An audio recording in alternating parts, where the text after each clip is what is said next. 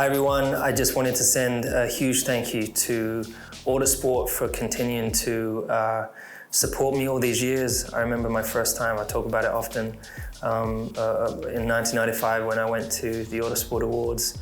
It's been incredible to see the support over the years and also just what you guys do for the sport.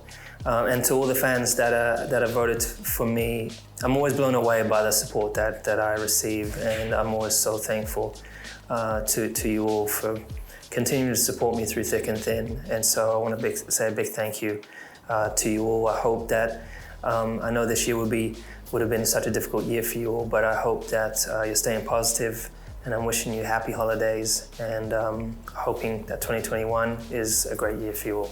Thank you. After another dominant season that saw him match Michael Schumacher's record of 7 Formula One world titles, you have voted Lewis Hamilton your Autosport International Racing Driver of the Year for an incredible 8th time in his career. But his journey to statistical all-time greatness wasn't always as easy as it might have looked. Here's how our winner got there across 14 seasons at the pinnacle of the sport. Hamilton instantly made a name for himself in his debut season in Formula One, getting to within a point of winning the title in his sensational rookie campaign. He ruffled the feathers of his teammate double world champion Fernando Alonso, but a combined team and driver error in China opened the door for Kimi Raikkonen to snatch the crown from both McLaren drivers. Hamilton said he'd one day write a book revealing the truth of what happened during that eventful season, and I'm sure we'd all love to get our hands on that. If Hamilton was unlucky in 2007, the opposite could be said of 2008. There were some mistakes, notably the Canadian Grand Prix pit lane gaffe, but also some incredible performances, including arguably one of the greatest victories of his career, dominating in a rain-soaked British Grand Prix to win by over a minute. Hamilton came through a tense and dramatic Brazilian Grand Prix finale to snatch 5th on the final lap from Timo Glock, beating race winner Felipe Massa to the title by just 1 point. New regulations in 2009 meant a new car from McLaren, but it was not one of its best. And after a sluggish start, the team made progress and Hamilton became a frontrunner again in the second half of the season. Great wins in Hungary and Singapore helped him to 5th in the points, best of the rest behind the Brawn and Red Bull duos. Hamilton was joined by reigning champion Jenson Button, and both were in the championship hunt for most of the year. Collisions in Italy and Singapore proved costly for Hamilton, just as Ferrari and Red Bull hit form.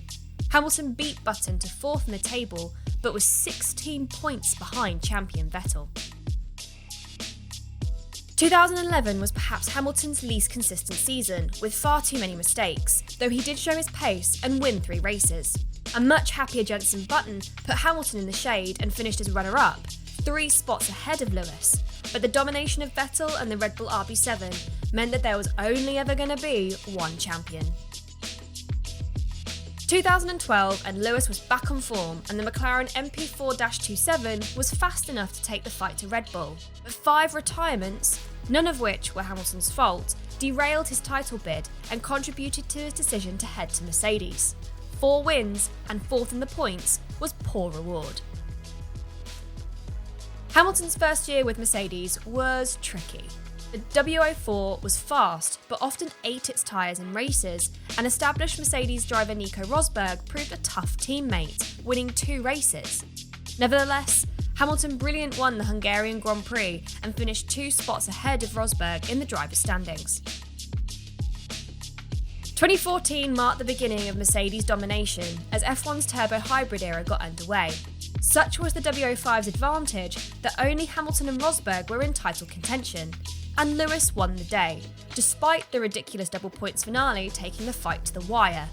Hamilton took 11 wins to Rosberg's 5. A more impressive Hamilton campaign in 2015 meant the title was wrapped up with 3 races to go at the United States Grand Prix, when a Rosberg error, blamed on a sudden gust of wind, handed him the lead. Nevertheless, Hamilton seemed slightly below par for the final 3 Grand Prix, handing the momentum to Rosberg that the German continued into 2016.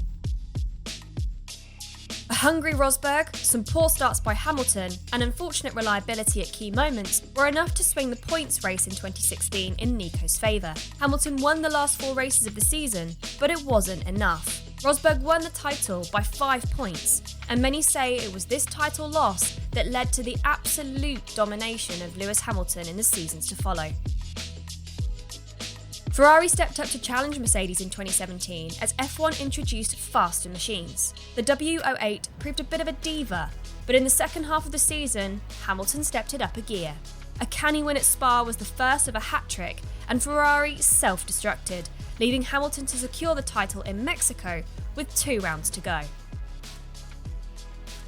Was this his greatest season? Ferrari had the upper hand in the first part of the season, but still Hamilton got himself to the top of the table. Then Sebastian Vettel started making mistakes, most notably at his home Grand Prix in Hockenheim, and Mercedes stepped it up a gear and Hamilton pulled away. At times during 2019, both Ferrari and Red Bull outpaced Mercedes, but 8 straight wins for the Silver Arrows at the start of the season, 6 of them by Hamilton, meant that they were never in title contention. Lewis again clinched the crown with 2 races to go, while teammate Valtteri Bottas improved from a poor 5th in 2018 to become runner-up. The W11 is probably the finest Grand Prix Mercedes so far. Bottas has been close at times, but Hamilton, still striving to improve any weaknesses left in his game, just has too many weapons in his armoury. Not even coronavirus could stop Lewis Hamilton from record-breaking glory.